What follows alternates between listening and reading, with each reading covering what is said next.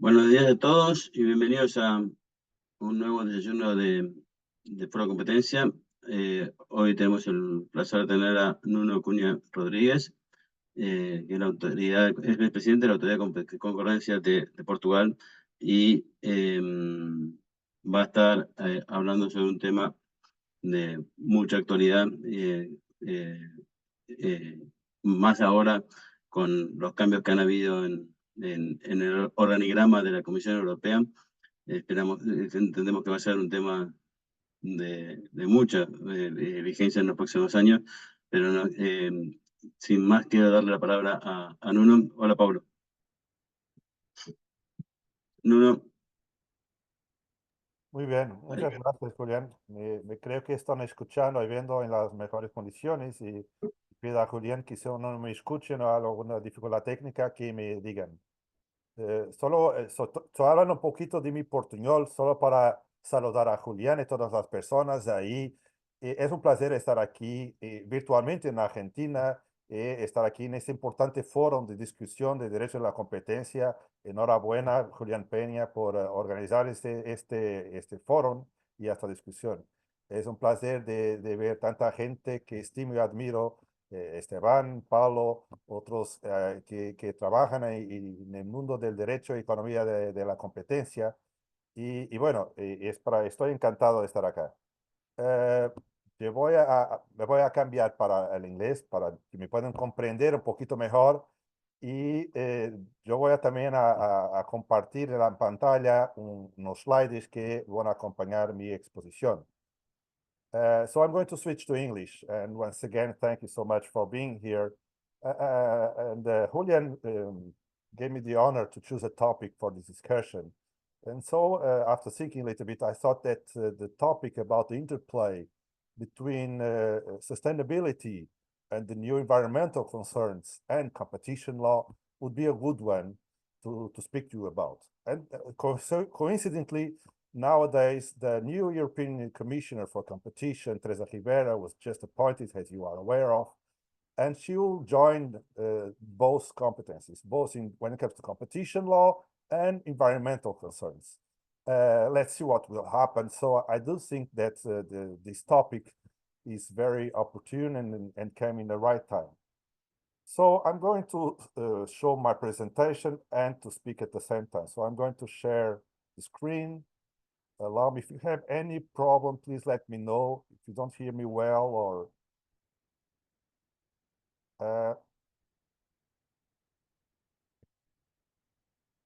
let me just for a moment try just to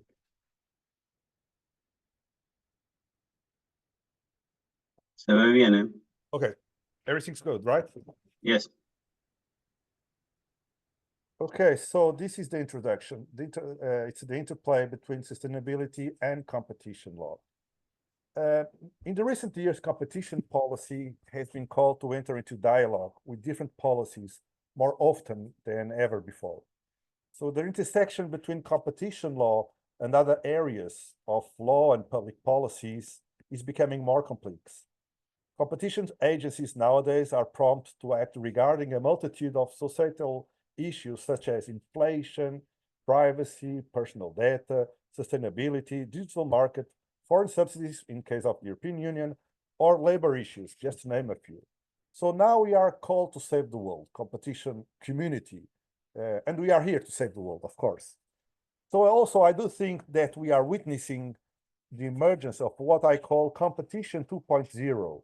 It's a new brave world of competition that we are not only focused on the traditional competition law toolbox, but where we have a new instruments and new toolboxes to try to solve all these problems.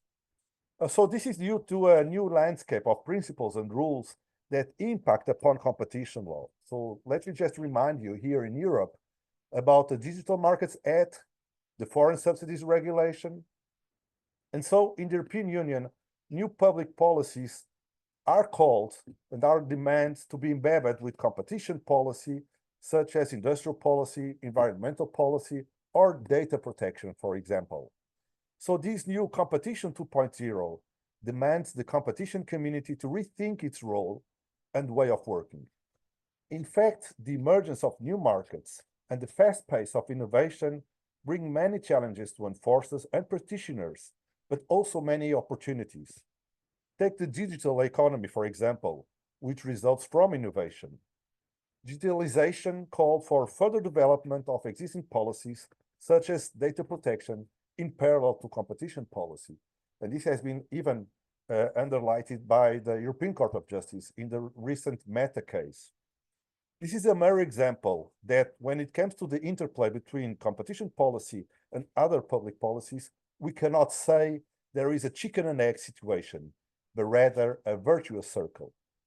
These issues remind us that the consumer welfare standards and competition policy are flexible enough to integrate all dimensions that are valuable to consumers and ultimately to the society at large. Therefore, competition policy can play a complementary and relevant role to other policies. Indeed, I believe that competition and competition agencies can act as nudges for other public policies.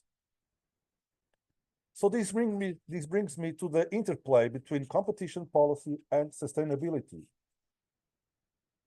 At first glance, competition policy and sustainability are two areas that may appear as antagonists. One prioritizes the conservation of natural resources and the long-term planetary balance. The other aims to promote open and competitive markets focused on consumer welfare. However, I do believe we have to examine these two fields from a different perspective. The transition to a sustainable economy is undoubtedly one of the fundamental challenges faced by our society. Addressing these challenges successfully and in a lasting way involves a multitude of initiatives and instruments. And so competition may be an instrument that favors the green transition. And also, I could add the digital transition, the so-called in Europe double transition. And so in the European Union, competition and industrial policies have been recognized as complementary forces in areas such as innovation, technological progress, and, in this case, decarbonization. In fact, effective competition can promote long-term competitiveness and incentivize sustainable practices, as I will explain later. So in recent years, there has been a growing awareness of the importance of sustainability in a global scale. Consumers are increasingly concerned about the environmental impact of their choices and are more prone to value sustainable products. Companies also are investing in green solutions or sustainable business practices, and by doing that, they can gain a competitive advantage by offering more attractive products to consumers. And so in competitive markets, companies are encouraged to improve their products and services, differentiating themselves from other competitors. This often leads to the adoption of more efficient practices and innovative products, which are more attractive to consumers. Therefore, on the one hand, competition can improve the design of other public policies. And on the other hand, competition contributes to the success of the deployment of other public policies, namely by providing incentives to the markets to be aligned with other public policies and promoting open and contestable markets, making sure that businesses remain agile to face current challenges. For instance, ensuring competition in newer markets for green products can be crucial, as well as creating conditions to the increase of demand of such products. This is the case, for example, of electric vehicles. One can promote demand-side initiatives or incentives, such as subsidies and tax rebates. But there is also a need for an active and competitive market for the production of those vehicles, as well as a broad and competitive network to recharge those vehicles. Like the ADC advocated in the recent report that I will speak about later, the importance of a network that is able to recharge electrical vehicles is, of course, of the most importance when we deal with this market. So what's the role of competition agencies here? Competition agencies can play a pivotal role in this regard. Firstly, this involves advocating for pro-competitive public policies. After all, ensuring that green public policies are competition-friendly can be key to achieve a transition to a sustainable economy in the most cost-efficient and innovative way. It is crucial to guarantee that public policies do not impede new competitors from entering the market or unduly favor certain players over others. Therefore, competition agencies shall actively engage in policy discussions, being vocal to decision makers in highlighting the importance of competition-friendly green public policies. These advocacy efforts contribute to the promotion of a path toward a greener future based on both innovation and fairness, benefiting consumers, businesses, and the planet alike. Secondly, it also means providing guidance on its limits and the limits of what companies can legally do, which implies helping companies to avoid breaching competition rules. On the other hand, competition agencies must remain vigilant and act with their enforcement powers when these boundaries are not respected. For instance, we are aware of the need for companies to collaborate to achieve sustainability goals, namely by establishing agreements with sustainability purposes. So numerous environmental challenges, including the transition to renewable energies and the reduction of carbon emissions, are of such scale that collaboration between companies is instrumental. However, it is essential to ensure that such collaboration is subject to a rigorous monitoring to prevent the risk of the so-called greenwashing. Past cases have shown that firms may sometimes resort to sustainability claims as a way of concealing cartels. And so here, there is a mix of tools that competition agencies can use to contribute to the sustainability goals in their mission of promoting and protecting competition. So what has been done in this field? Let me start by the work that the European Commission has done. In June of last year, so in June 2023, the European Commission published the revised guidelines on horizontal cooperation agreements, which included a chapter dedicated to sustainability agreements for the first time. This chapter provides a good balance, and it is, in my opinion, a positive development. On the one hand, it grants clarity for companies on how to act. We know that companies need simple and clear guidance on the boundaries of their lawful conduct. Legal uncertainty can prevent market entry and expansion, which can have a negative impact on competition. And we know that without clear guidance, companies can also make less efficient decisions. So, the guidelines suggest a positive approach to sustainability agreements, which, in certain circumstances, can be useful for the necessary green transition. Indeed, the guidelines recognize the potential benefits of sustainability agreements and streamline the assessment of common sustainability agreements with minimal adverse impacts. They simplify the assessment of the most common sustainability agreements with the least harmful potential. So let me highlight three major elements related to the positive assessment of the agreements. So the first, sustainability, includes not only environmental initiatives, but also social objectives. I mean, for example, labor and human rights. The guidelines provide the concept of sustainable development related, and I'm quoting, to the ability of society to consume and use the resources available today without compromising the ability of future generations to meet their own needs. It encompasses activities that support economic, environmental, and social development. So we have a wide concept of sustainability for the purpose of the guidelines. Secondly, the benefits for consumers, which are decisive for the competitive analysis of the agreements, do not include benefits for society in general, but only for consumers in the relevant markets. And thirdly, the guidelines provide for a soft safe harbor for sustainability standards subject to 6 cumulative conditions. Which are the 6 conditions? First, the procedure for developing the sustainability standard must be transparent.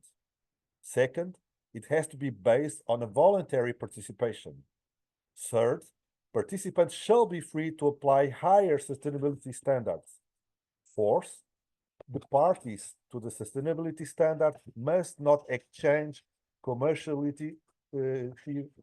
sensitive information that is not objectively necessary and proportionate. Fifth, the access shall be open and non-discriminatory.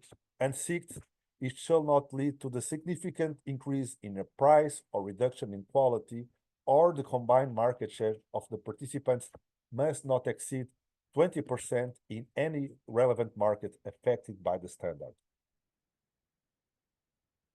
So in sum, the objective is to encourage companies to establish sustainability agreements that advance society's welfare by improving the assessment process for these agreements. The implementation of these guidelines requires not only a close cooperation among competition authorities and the European Commission regarding these agreements, but also that competition authorities within the member states shall continue to advocate for their use and raise awareness for their goals. So that's why, just recently, the ADC in Portugal, the Portuguese Competition Authority, has been making considerable efforts in this regard. In Portugal, the Portuguese Competition Authority has just recently prepared a best practices guide on sustainability agreements, and you can check it online. It's available both in Portuguese and in English at the website of the ADC, of the Portuguese Competition Authority. This best practice guide followed the public consultation that received contributions from the government, consumers and business associations, as well as all the antitrust community. This guide is aimed at raise awareness for companies. It was designed as an accessible resource for all types of companies, with a less complex language, examples, and cases to which companies can relate to. So the idea was to make it something that was quite simple and accessible to all, I would say, small and medium companies.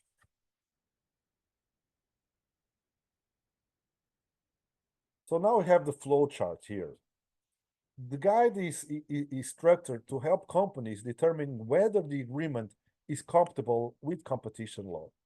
And so to provide a clear picture of the process and simplify some of the complexity inherent to this exercise, we start the guide with this flow chart.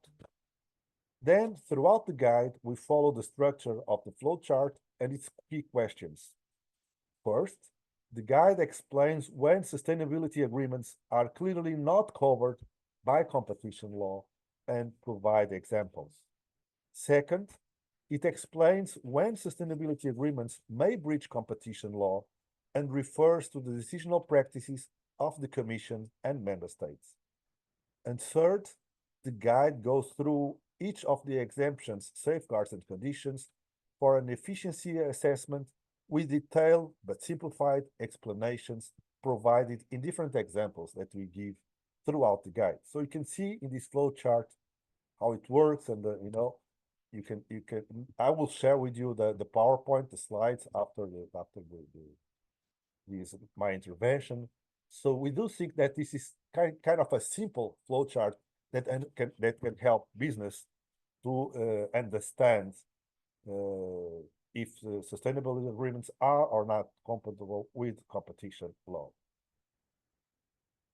We finish the guide with this checklist aimed at being a helpful list of the assessment that companies should carry out to check if their agreements comply with competition law or can be exempted or excluded from the application of competition law. For example, check whether the agreement negatively affects a competition parameter, such as price, quality, quantity, choice, or innovation. If not, the agreement can go ahead. Another example, check whether the firm can pursue the sustainability initiative alone or the agreement between competitors is necessary to achieve those agreements. Or another example, check whether the agreement involves any price fixing, allocation of markets or customers, or limitation of output or innovation. We know that these are heavy restrictions in terms of competition, so it should be one of the key assessments that firms do when considering going ahead with an agreement.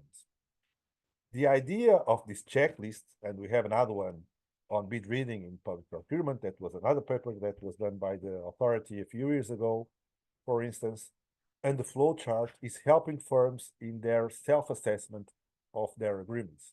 So the idea, and you can see here in these slides, about the flow chart and this checklist was to make it easy and simple to companies, at least to make some kind of initial evaluation of the compatibility of the sustainability compatibility with competition law. But we have been pursuing other advocacy initiatives in this context of the environmental concerns. So our aim with the best practices guide is to raise awareness to companies to better understand what can be done in terms of coordination involving sustainability goals.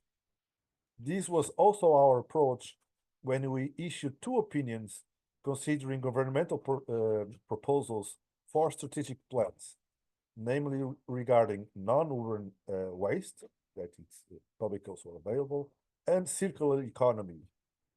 In both strategic plans, the Portuguese government encouraged voluntary agreements between firms to promote sustainability objectives. Therefore, the ADC highlighted the need to ensure compatibility of those agreements with competition rules in the light of the previous mentioned horizontal guidelines and the famous, I would call it, Chapter 9 of the horizontal guidelines of the European Commission. As mentioned, the interaction between sustainability and competition is not limited to sustainability agreements. Competition also plays an important role in promoting sustainability, for instance, in the context of emerging markets. These markets, often driven by technological innovations, are a crucial element in the transition to a greener economy. And another example is our recent market study on competition in the electric vehicle recharging sector that I mentioned previously. Whenever people are buying electric cars, they have also to have available a network in order to recharge their vehicles. And that's a problem that we are facing in Portugal and that we studied in this market study that we just published just last week. So let me move to electric mobility also. Electric mobility is a key component for decarbonizing the transport sector, which is one of the main contributors to greenhouse gas emissions in the European Union, and I suppose also in Latin America. As a result, electric vehicles have been identified as one of the key technologies for decarbonizing the economy. However, the success of the transition to electric vehicles depends to a large extent on the existence of an efficient, accessible, and competitive charging network. And in Portugal also, the electric vehicle charging market has been growing rapidly. However, the market study that the ADC promoted revealed that there are still many obstacles to overcome. One of the main challenges identified was the complexity of payment systems at the charging stations, which makes it difficult for consumers to compare prices and creates barriers to the wider use of electric vehicles.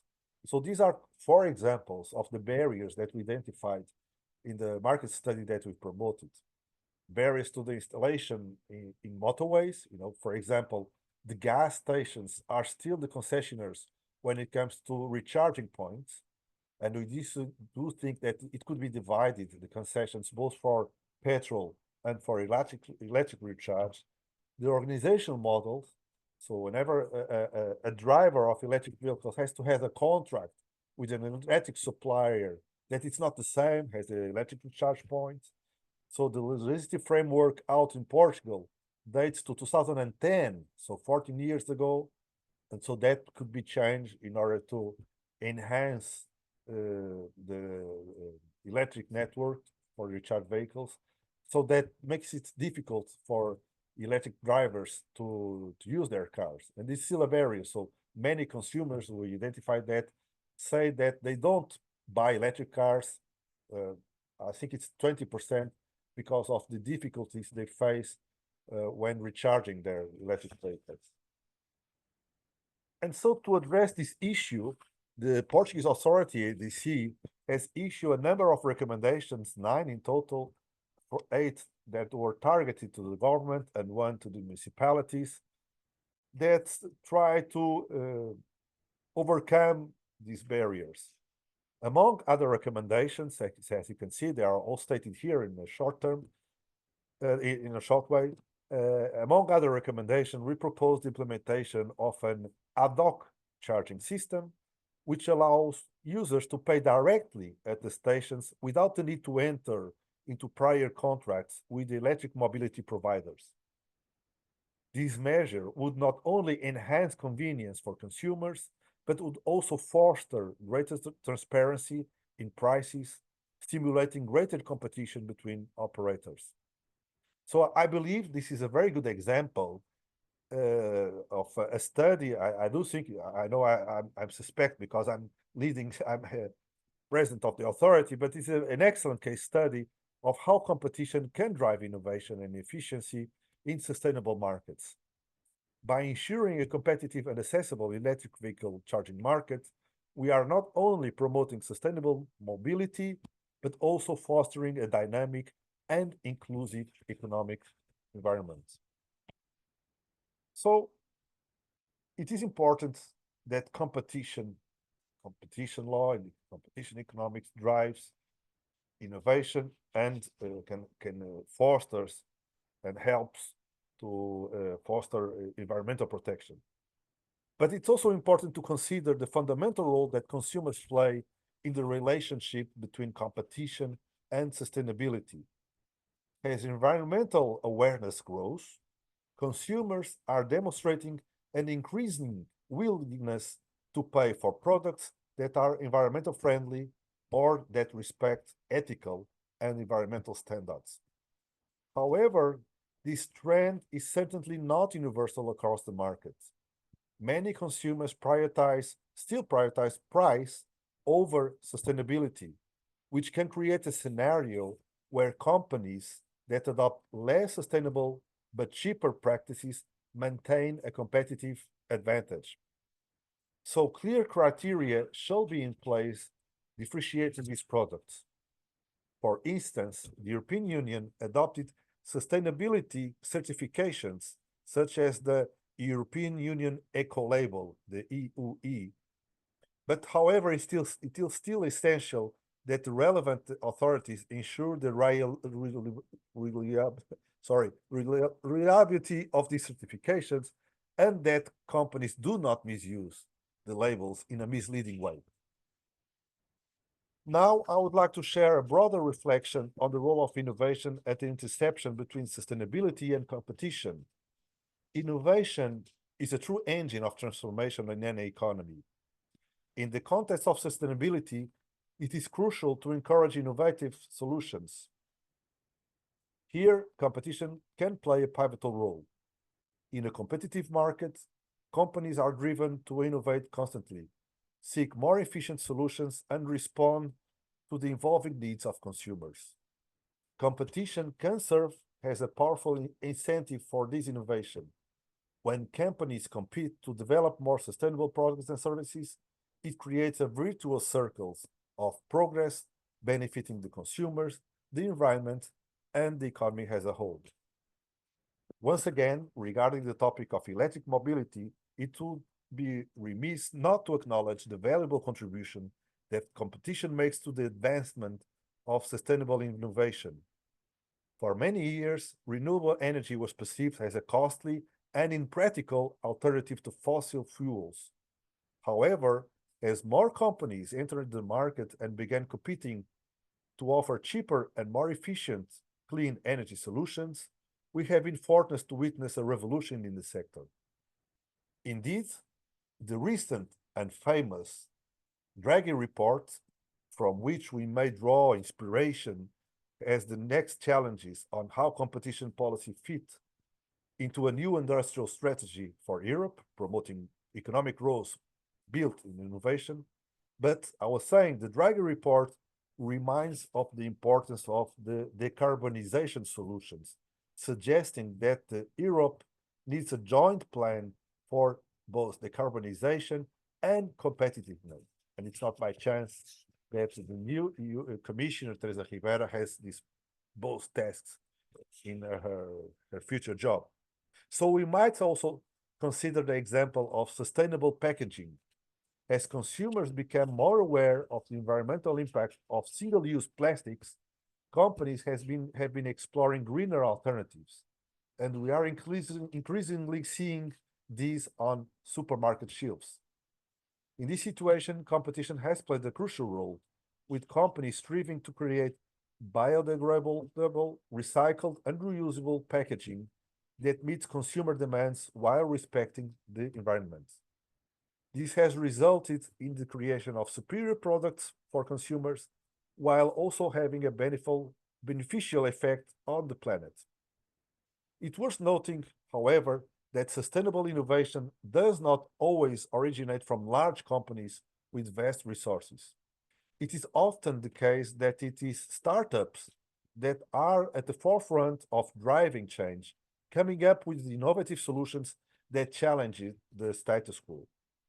It is important, therefore, that these smaller companies also have the opportunity to grow and prosper without being overshadowed by the large market players.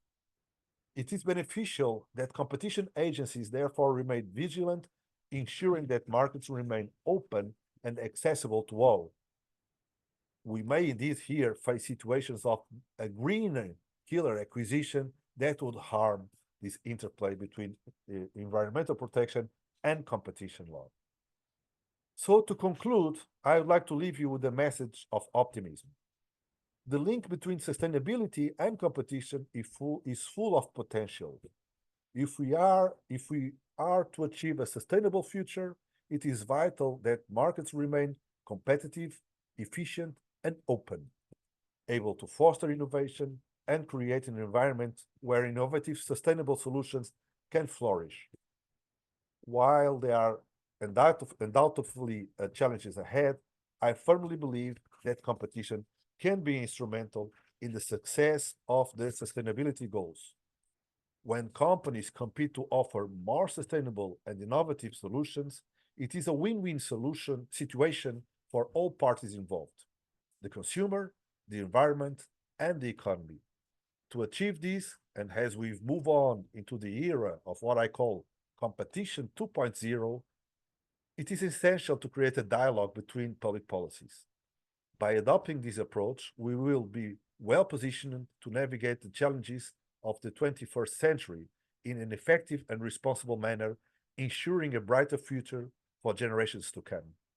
Moreover, I guarantee you that competition agencies, and the Portuguese one in particular, remain vigilant and proactive, ensuring that competition is not illegally jeopardized in the name of environmental objectives. Lastly, I believe it is important to emphasize that the sustainability challenge is not solely an environmental one. It has also significant economic and social impact. I am confident that we have the capacity to rise to this challenge and that together we can find solutions that promote both competition and sustainability.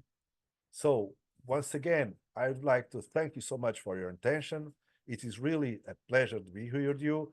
Ahora puedo cambiar un poco para castellano, perdón que no habla muy bien, pero ha sido un placer enorme de estar aquí con ustedes, compartir nuestras ideas de la Unión Europea, los retos que se ponen hoy día en la defensa de competencia y la promoción de una economía sustentable, sostenible. Mira que Teresa Rivera, nueva comisaria de la Comisión, va a tener las dos funciones al mismo tiempo, comisaria de la competencia y comisaria ambiental, y creo que este tema se podrá, no diría de moda, pero es un tema fundamental en los próximos años. Un abrazo nuevamente, me coloco ahora a la disposición de Julián y todos ustedes, y un saludo a mis amigos brasileños que ven aquí en la pantalla otra vez, de Argentina, de todo el mundo. Julián, muchas gracias nuevamente. Muchas gracias a todos.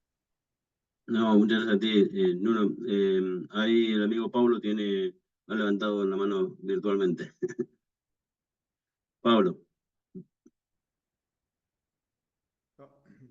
Hello everyone. Hola, hola a todos. Muchas gracias, Julián. Hola, Nuno. No sé si me escuchan bien. Si debo hacer un poco esta consulta en español, en inglés o quizá en portugués. Cualquiera, la que te sienta más cómodo. Yo intento hacer en portuñol para la mayoría. Pero primero, muchas gracias, Nuno, por la presentación que es muy clara. Nuno, además de ser actualmente presidente de la Autoridad de Competencia, es un académico, un profesor conocido en la área, y nos vemos entonces con la claridad que evoca la ponencia y la presentación. Yo tengo un comentario, una duda para compartir contigo, Nuno, quizá con los colegas también. Siéntese libre de reagir en la calidad de académico, eventualmente, pero que se refiere a las out of market efficiencies, es decir, las eficiencias, los beneficios que un caso concreto, una operación de concentración o mismo una investigación de abuso puede tener o generar fuera de mercados relevantes. Entonces, Nuno ha evocado la guideline, la European Guideline, que me parece que por un lado, tiene el beneficio de precisar que se refiere solamente a los beneficios en relevant markets, en los mercados afectados, pero al mismo tiempo no sé cómo y si considera eventuales beneficios fuera del mercado relevante del caso concreto. Entonces, para ser más claro, hay, por ejemplo, a veces un acuerdo entre competidores que puede generar mejoras en los niveles de polución, que bueno, toca tal vez los consumidores inmediatos de aquel producto o servicio específico, pero sobre todo los consumidores de manera general, ¿no? Cuando se bajan los niveles de polución. Pregunta, ¿cuál debe ser el rol del derecho de la competencia o de una autoridad de competencia en estos casos? No sé si me queda claro la consulta, pero es más una... Sí, es más una reflexión que antes de más nada. Muchas gracias, Nuno, una vez más. Saludos a todos.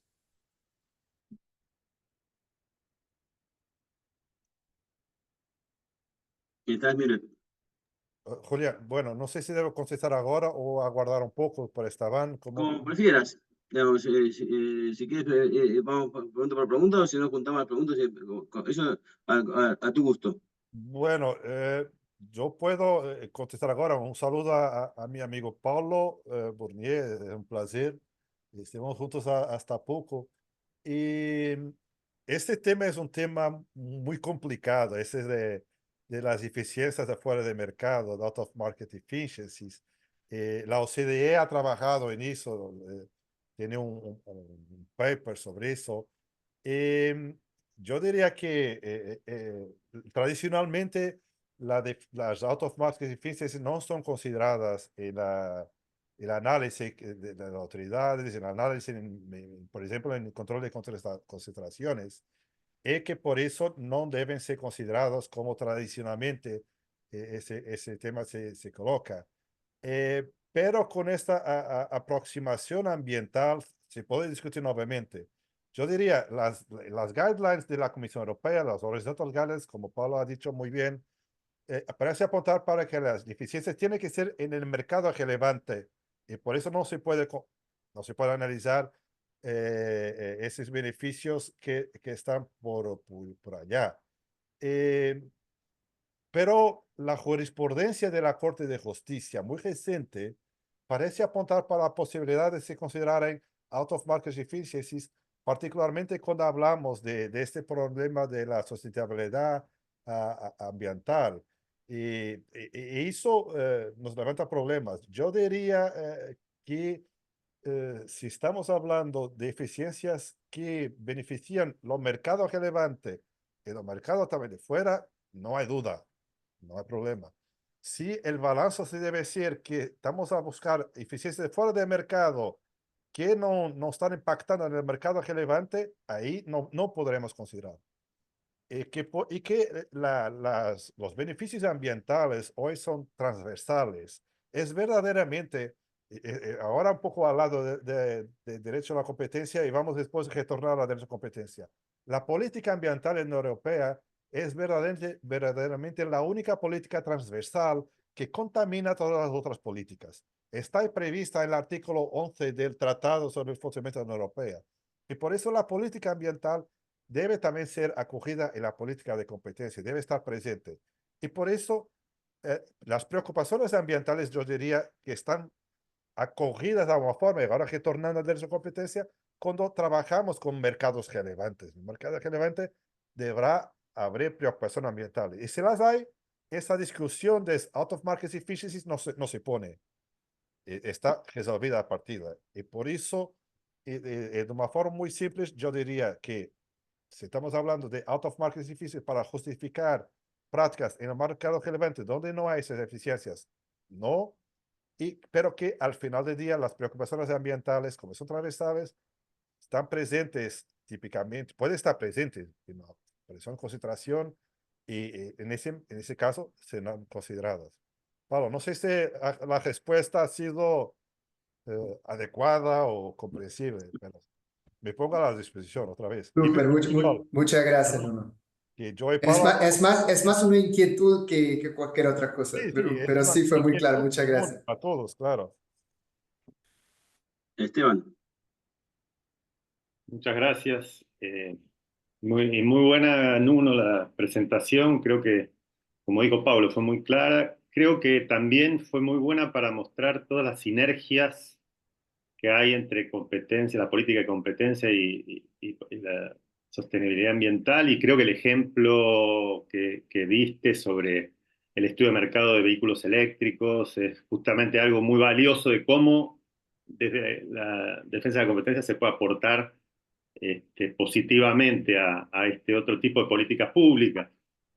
Incluso creo que puede ser también, y mi comentario quizás va más a una preocupación que me genera tu planteo, esto de la visión de la competencia 2.0, pensado quizás, y yo lo estoy pensando desde Latinoamérica y desde nuestras instituciones y nuestra debilidad institucional, y creo que justamente, creo que mostraste bien dónde están las sinergias. Mi preocupación pasa por el enforcement, ¿no? En los casos de conductas anticompetitivas y de fusiones, cómo cuando se empiezan a incorporar objetivos como los de sostenibilidad, incluso temas sociales, cómo se balancea, cuál es el trade-off entre estos impactos en la competencia y otros objetivos sociales que en general además las agencias de competencia no tienen todas las herramientas para evaluar ese otro tipo de impactos. Entonces mi preocupación, quizás esto es de nuevo como hizo Paulo, ¿no? Es más un comentario pensando a ver si eso te provoca alguna reflexión, digo, es cómo poder lidiar con ese tema porque podría dar lugar a, digamos, mucha discrecionalidad y pérdida de certeza jurídica, de previsibilidad de cómo se tratan casos de competencia que puedan tener algún componente de otro tipo, digamos, que afecte a algún otro tipo de política pública. No sé si fue clara mi preocupación. No, clarísima, Esteban, como siempre, es un placer de tenerte acá. Bueno, ese tema de la cuantificación, diríamos, como hizo, del impacto de las políticas ambientales y sociales, cómo se pueden valorar en temas de eficiencias, por ejemplo, en un caso de merger que se puede poner, o en un caso de enforcement, de aplicación del artículo de la Unión Europea de 101 y mismo del 102. Bueno, no tengo una respuesta muy clara para te dar. Comprendo la preocupación la línea que se puede poner, que yo hablaba poco de greenwashing, que hay casos y ahora hay una propuesta de directiva que muy dura para las empresas que utilizan los logos ambientales, los logos sociales de forma engañosa para engañar a los consumidores. Y hay una directiva que ha sido propuesta muy recientemente para penalizar las empresas que lo hacen. Y por eso las empresas pueden invocar eficiencias ambientales, como hablamos con Paulo, o cuestiones sociales para justificar una concentración o un caso, un acuerdo entre empresas o algo como eso. Lo que yo diría es que debemos siempre valorar en términos de cuantificación, de apreciación, como valoramos en otros casos también en operaciones de concentración, las eficiencias que la fusión vaya a añadir, el beneficio, si ahí no hay obstáculos a la competencia, y podríamos seguir ahí. Puede ser, estoy pensando, lo que la Comisión Europea ha dicho en el famoso capítulo 9 de las orientaciones, intentar perceber si ese capítulo 9 debidamente adaptado en términos de concentraciones o mismo puede ser justificado, por ejemplo, el balance, no sé en Argentina cuál es el artículo, pero el famoso artículo 101, número 3 de balance económico, que permite justificar una práctica anticompetitiva. Y la preocupación ambiental es algo que beneficia al consumidor, que puede justificar, verificados los requisitos del artículo, puede justificar una práctica. Pero al final, estoy de acuerdo que podrá ser un tema de futuro de cuantificación, pero el camino será ese. La Unión Europea y los Estados Unidos están cada vez más procurando contaminar otras políticas con preocupaciones ambientales y preocupaciones sociales. Eso se pasa con la política industrial, con otras políticas que no la política de competencia. Y el tema se va a poner también en ese campo. Por eso estaban, si tu pregunta me decías que no era muy clara, mi respuesta ha sido menos clara ainda más. Muchas gracias. Paradójico en uno que diga, digamos, de que con los temas medio ambiente se contamina la defensa de la competencia. Es paradójico el concepto. Yo tengo una pregunta. Yo tengo una pregunta que tiene que ver con el tema este. Tú mencionaste recién el tema de Estados Unidos. El tema, digamos, la pregunta es, ¿cuánto incide, digamos, el hecho de que, digamos, cómo viene evolucionando, digamos, el tema en los Estados Unidos, la posibilidad, digamos, de que ellos efectivamente incorporen, como dices tú, contaminen la defensa de la competencia en temas, digamos, de medio ambiente y hasta que esto no pase, ¿cuál es la posibilidad de que esto termine siendo un impedimento para que las empresas se animen a hacer acuerdos? Porque, por ejemplo, digamos, tú mencionaste el mercado de los vehículos eléctricos. El tema de que si firman un acuerdo, digamos, que Europa le dice que está bien y Estados Unidos no, digamos, lo puede mandar preso, es un arma de doble filo. Digamos. Eso estás viendo que puede llegar a ser un impedimento para que la aplicación de estas políticas en Europa.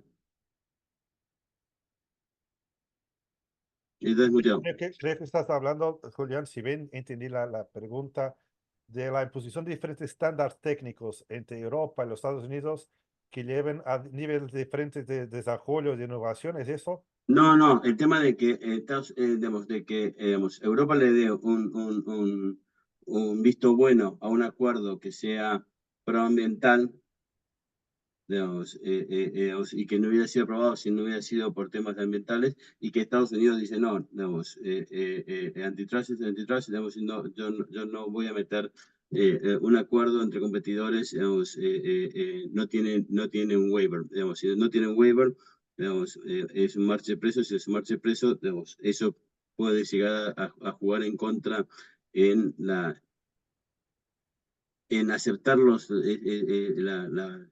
esta propuesta que tiene la Unión Europea con respecto a tener acuerdos con safe harbors? Sí, bueno, lo entiendo. Creo que, si bien entiendo la pregunta, hay un tema anterior a ese de la pregunta que es interesante, que es el nivel de protección ambiental que se propone en la Unión Europea y el nivel de protección ambiental en los Estados Unidos. Porque ha sido siempre diferente. Aquí no estoy hablando de derecho a la competencia, pero el principio de la precaución, que está mucho más desarrollado en la Unión Europea que en los Estados Unidos. Y eso, al final, y ahora conectando con tu pregunta, Julián, puede dar origen a diferentes niveles de protección ambiental y de interpretación del derecho a la competencia en los Estados Unidos. Por supuesto, puede ser menos desarrollado que en la Unión Europea. Mira lo que pasa con la transición ecológica, que está mucho más, yo creo, desarrollada en la Unión Europea que en los Estados Unidos. Y por eso podemos tener un acuerdo entre empresas, creo que esa es tu pregunta, que en Europa es considerado ambientalmente eficiente y que cumple con los requisitos del capítulo 9 de los acuerdos, y que en los Estados Unidos no cumpliría. Es esa pregunta, ¿no, Julián? ¿Y cómo se ve eso? ¿Cómo se ve eso? Bueno, todavía no tenemos un derecho internacional de la competencia. Eso es fascinante en derecho a la competencia. Es que todos seguimos trabajando en el mismo, en más de 140 jurisdicciones a nivel mundial. Todos hablamos del mismo, del abuso de posición dominante, mercados relevantes y todo eso. Pero cada jurisdicción tiene su propio. Y ahí podemos tener un problema en que las empresas americanas pueden estar prohibidas o no, y que las europeas no las tengan. Bueno, lo que puedo decir aquí debemos desarrollar más la cooperación internacional entre autoridades, pero que al final son las políticas nacionales o las políticas europeas de competencia que van a determinar ese estándar, y no mirando a la otra jurisdicción, si los americanos lo prohíben o no lo prohíben. Y lo que puede dar origen es una zona más desarrollada o menos desarrollada que otra. Mira lo que pasa. Eso no es ambiental. Por ejemplo, que es un tema que hoy se discute mucho en Europa, no es derecho a la competencia puro, pero las ayudas de Estado a los vehículos eléctricos. Que la China está subsidiando los vehículos eléctricos. En Europa no. Y se pone un problema de distorsión de competencia por los vendedores de coches chinos en Europa, de coches eléctricos. Y ahora Europa está intentando atarifarlos adicionalmente para que las empresas europeas no percan competitividad interna. Y por eso ese problema de acuerdos, voltando al derecho de la competencia, que en los Estados Unidos puede tener una interpretación diferente, el FTC o DOJ, que la Comisión Europea, es un problema de política de competencia que puede afectar la economía nacional. Pero no miro forma de los compatibilizar, porque eso será un problema de cooperación internacional solo, y no de aplicación de derecho. No sé, No, pero la pregunta orientada, digamos, si puede ser, digamos, está claro la autonomía que tiene cada jurisdicción para fijar su propia política al respecto. Eso está fuera de discusión y sabemos que estamos años luz de tener un derecho internacional de competencia. Si es que alguna vez vamos a tener eso. Pero la pregunta iba más, digamos, si termina siendo, si desde la experiencia europea se ve como un desincentivo fuerte por parte de las empresas europeas, digamos, o las empresas en Europa, para firmar un acuerdo que sea safe desde el punto de vista de derecho europeo, pero que por los efectos extraterritoriales, digamos, le puede implicar un flor de dolor de cabeza en jurisdicciones, claro, por ejemplo, de Estados Unidos. claro, Digamos, como yo lo planteo desde el punto de vista interno, digamos, como un impedimento, un obstáculo, digamos, a la voluntad de la Unión Europea, digamos, de avanzar en ese sentido, el hecho de que, digamos, por ejemplo, digamos, hay mercados en los cuales eso no puede llegar a no pasar, pero, digamos, por ejemplo, los vehículos sí se exportan a los Estados Unidos, y eso le da suficiente entidad a Estados Unidos como para poder aplicarlo en forma extraterritorial al tema. Eso en la práctica tú lo ves como un obstáculo, digamos, o para bajarlo al caso concreto.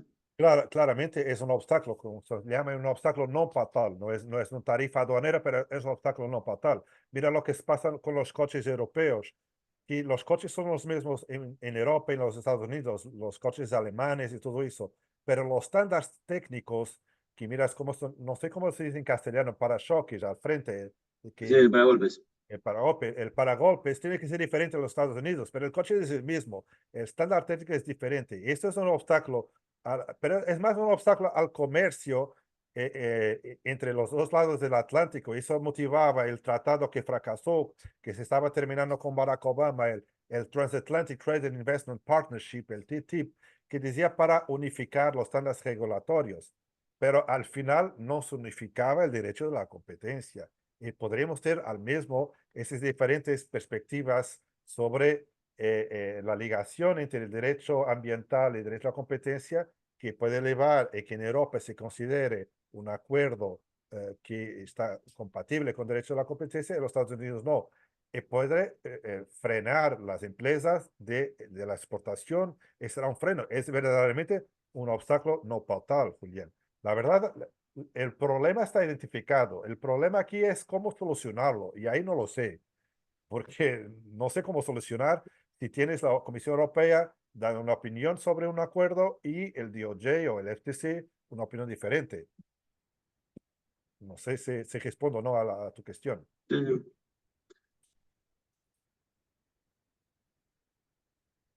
¿Alguien tiene alguna pregunta o comentario más?